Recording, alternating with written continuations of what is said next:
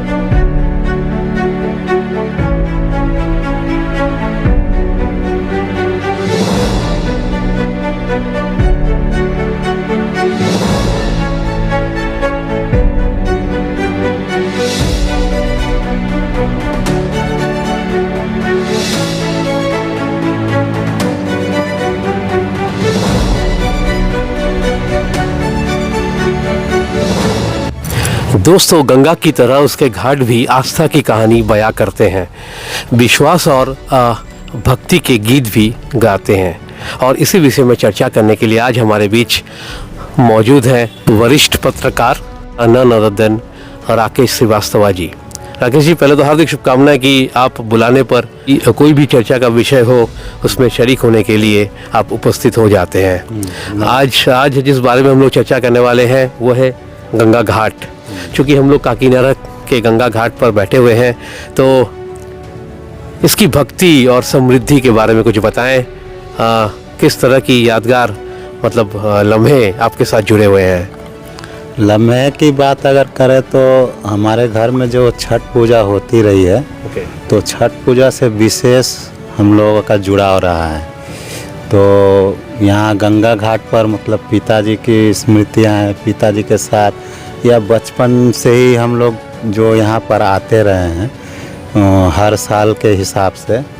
तो उसमें क्या होता है कि मतलब सारे भाई बहन हम लोग एक साथ में थे। तो ये मैंने इस तरह से खास करके यहाँ का जो बलराम घाट है, इससे हम लोगों का एक मतलब समझ लीजिए कि फैमिली रिलेशन के हिसाब से है। मतलब ये गंगा घाट ही एक रिलेशन है हम लोगों का। तो यहाँ पर तो केवल छठ पूजा की बात नहीं है, आप हर ओकेशन में आपको बगल में बहुत लोगों का गंगा जी रहता है तो भी नहाने नहीं आता है, बहुत दिन गंगा जी का दर्शन नहीं होता है। और 12/7 और कहाँ से लोग आकर के यहाँ से पानी उठा करके ले जाते हैं। ठीक है, सही बात है। तो वो लोग समझते हैं, जिनके पास नहीं है वो इसकी महिमा समझते हैं। लेकिन हम लोग जो पास में है वो कम ही समझते हैं। लेकिन मुझे गंगा माँ ने बहुत ही मतलब हमारे आस्था पर मैंने मेरी जो आस्था है मतलब उसको पोषित किया है गंगा माँ ने। तो उस आस्था में मतलब समझ लीजिए कि सीमेंट पड़ गया, बालू था तो उसमें सीमेंट पड़ गया, एकदम और सख्त हो गया। हाँ, ऐसा भी माना जाता है कि ये श्रद्धा की भावनाओं को साकार भी करते हैं।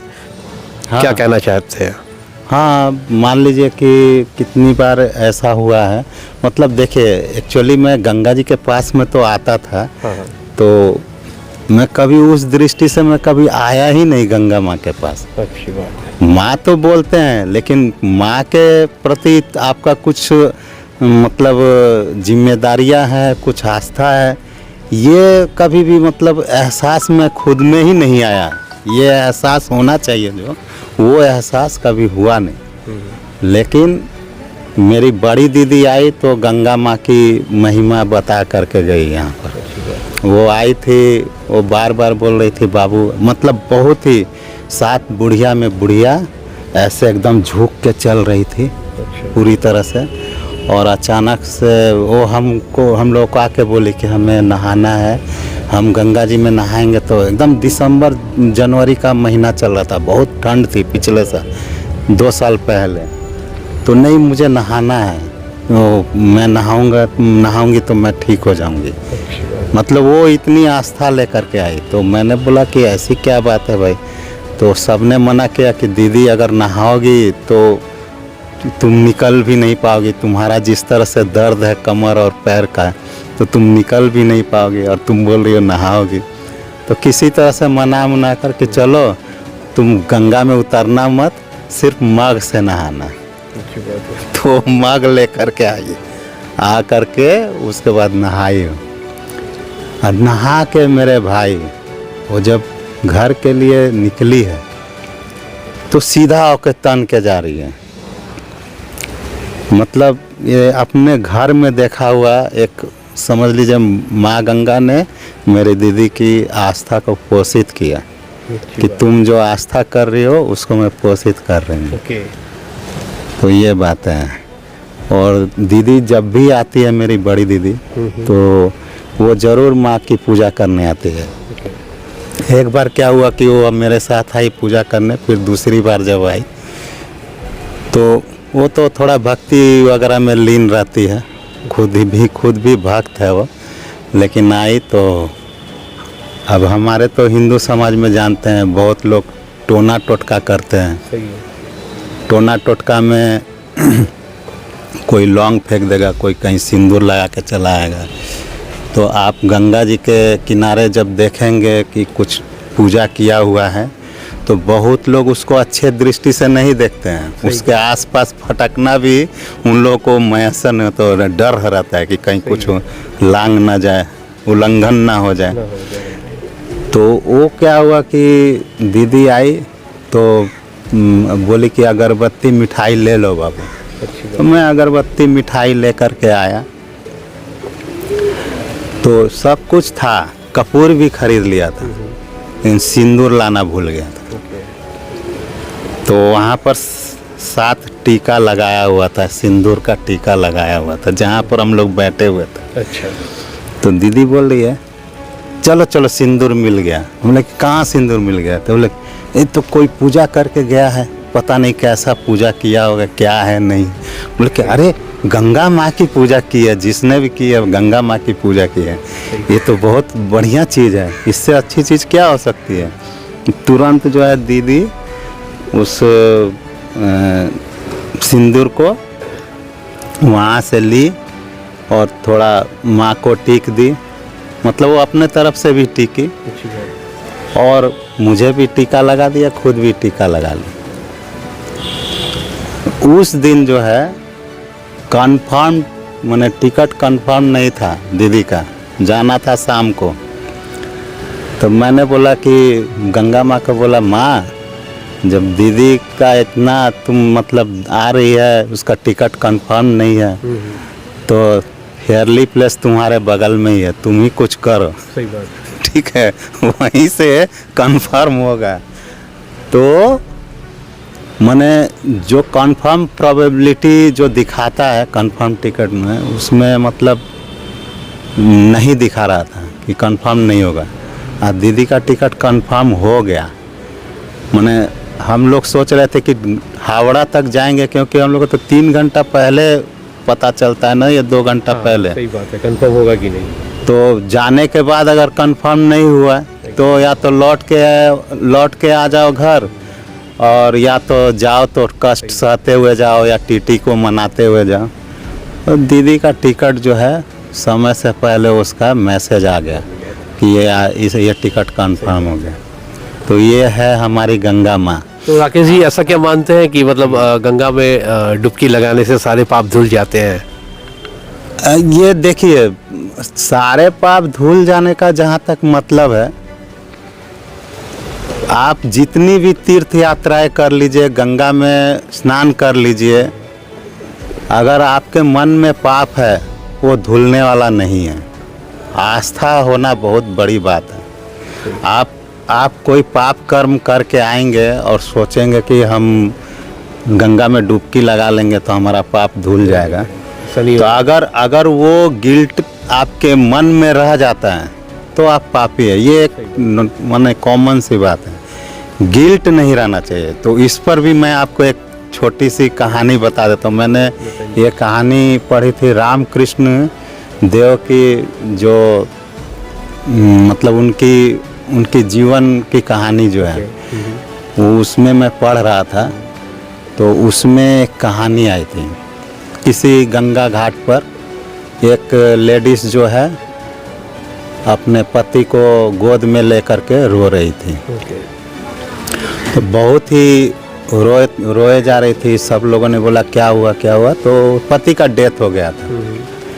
तो पति का जब डेथ हो गया तो लोगों ने बोला कि क्यों रो रही हो, तब इसका क्रियाकर्म का व्यवस्था बोला। तो बोले कि नहीं, मेरा पति जिंदा हो जाएगा। तो बोला लो कि कैसे जिंदा होगा, बताओ, हम लोग करते हैं, ठीक है। तो उसने यही कहा कि पति अगर कोई मतलब निष्पापी आदमी होगा, निष्पाप, जो पाप नहीं किया हो या जिसके ऊपर पाप का लांछन ना हो, वो इंसान अगर हमारे पति के ऊपर गंगा जल छिड़क देगा तो पति मेरा उठ के बैठ जाएगा। तो बोला कि इसमें क्या बात है, हम लोग अभी ला करके गंगा जल छिड़क देते हैं। तो बोली तो दूसरा शर्त आ गया, दूसरी शर्त।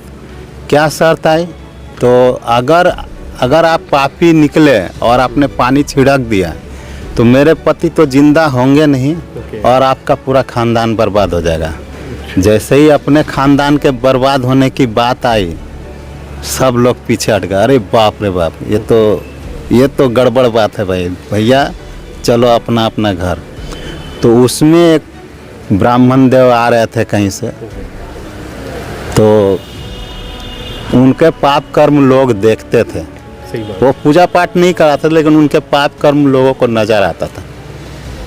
तो वो आके बोला कि क्या बात हुई है, तो बोला लो कि ऐसी ऐसी बात है, अगर कोई पानी छिड़क देगा निष्पाप आदमी तो ये उठ करके बैठ जाएगा।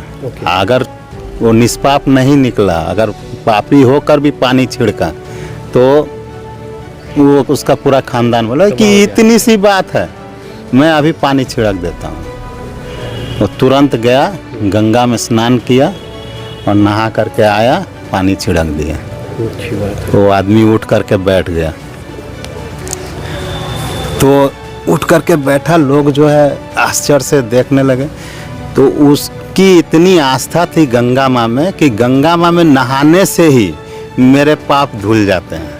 मैं रोज़ पाप कर्म करता हूँ, अगर नहा लूँगा, अगर कुछ देर पहले आप जाने अनजाने पाप करते हुए आ रहे हैं, आपकी कोई मानसिकता नहीं है कि आप किसी चींटी को मारेंगे। आप चलते हुए आए, जूते से कितने चींटी को कुचलते हुए आए हैं, आपको भी पता नहीं है। तो वो पाप कर्म है, वो जैनियों के नज़र में पाप कर्म है।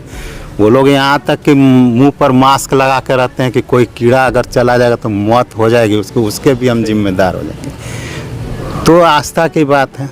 तो वो जीवित हो गया, फिर अंतर्धान भी हो गया। लोग क्या है, तो शिव पार्वती ऐसा माना जाता है। उसमें दिया कि शिव पार्वती का, तो वो लोग दिखा दिए लोग कि देखो यही आस्था होती है। एक और बात चली आ रही कि गंगा घाट पर आजकल गंगा आरती देखी जा रही है। शुरुआत तो शायद बनारस से हुई थी और अभी कोलकाता में भी गंगा आरती का चलन काफ़ी बढ़ रहा है, लोग उसमें शामिल हो रहे हैं। तो क्या कहना चाहेंगे, मतलब ये जागरूकता होनी चाहिए। गंगा आरती, देखिए कोई भी चीज़ में बदलाव या सुधार जब तक आप आस्था से नहीं बंध रहे होते हैं, उसमें सुधार बदलाव कुछ भी संभव नहीं है। जितने मास में, मतलब जितनी बड़ी संख्या में आप आस्था से बंध रहे होते हैं, तो आप केयर करेंगे कि गंगा माँ में कुछ हम गंदगी ना फेंकें। सही। अगर आप इस चीज़ का देखेंगे कि इस चीज़ का अगर आप ये आस्था में नहीं बनते हैं, तो कुछ भी आकर के ला करके फेंक देते हैं। आप एक पल को भी नहीं सोचते हैं। कई लोग पूजा पाठ बहुत करते हैं। मैं कई लोगों को यहाँ पर दो तरह के लोग, कई लोगों को देखा हूँ। जैसे कि फूल लेकर के आएंगे, फूल फेंकना, सड़ा हुआ फूल भी अगर गंगा में फेंकते हैं ना, वो भी अच्छा है।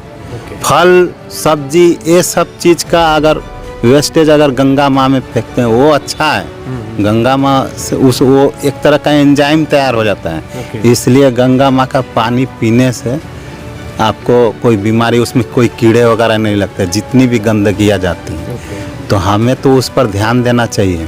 सही बात। तो ये जो आरती वगैरह किसी भी सिस्टम में हम अपने गंगा माँ को प्यार करें, अपने नदियों को प्यार करें। हमारे नदी जो है मतलब धीरे धीरे सूखती जा रही है, इस पर हमारा ध्यान नहीं है। नहीं जा रहा। फिर आपका अभी बहुत सारे जैसे राजेंद्र, उनको नोबेल भी मिला था।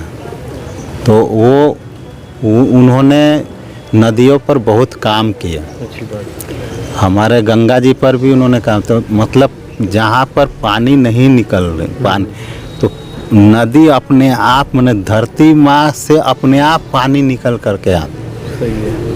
वो कैसे? तो उसमें एक मैग्नेटिक पावर आना चाहिए। कैसे आना चाहिए? जैसे कि पहले के लोग जो है कॉइन फेंकते थे ना, तो तांबा वगैरह का कॉइन फेंकते थे। तो इन सब से भी एक मैग्नेटिक फील्ड तैयार होता है। गंगा माँ बहुत ही शुद्ध होते हैं। आप घर में सुराही में तांबा वगैरह रख करके छोड़ के एक दिन बाद उसका पानी पी सकते हैं। वो आपके स्वास्थ्य के लिए अच्छा होगा। सही बात। तो गंगा में, लेकिन अब चलन जो है अब लोग भूल गए हैं। पहले तो तांबा का कॉइन आता था, अब तो स्टील का कॉइन आता है। स्टील के ग्लास में पानी पीना और एल्युमिनियम के ग्लास में पानी पीने, तो अंग्रेज लोग हम लोगों को दे करके गए ताकि हम लोग बीमार पड़ते रहें और उनके एलोपैथिक के हम लोग पोषण, उनका दवाइयों का पोषण करते रहे। पूजा पाठ आस्था सब चलनी चाहिए, लेकिन किसी को नुकसान ना पहुँचे और किसी के दूसरे की आस्थाओं में मतलब कोई बाधा ना पहुँचे। तो दोस्तों ये थी आज की वीडियो। अगर आप इस चैनल पर नए हैं तो इस चैनल को लाइक और सब्सक्राइब करना ना भूलें। फिर मिलते हैं अगले किसी वीडियो में। बहुत बहुत शुक्रिया। बहुत बहुत धन्यवाद मेरे भाई। Exclusive jewellery collection DTC London द्वारा best showroom award winner RR Agarwal jewellers, Kolkata Jaipur के बाद अब रौरकेला में भी RR अग्रवाल ज्वेलर्स, रिश्ता भरोसे का।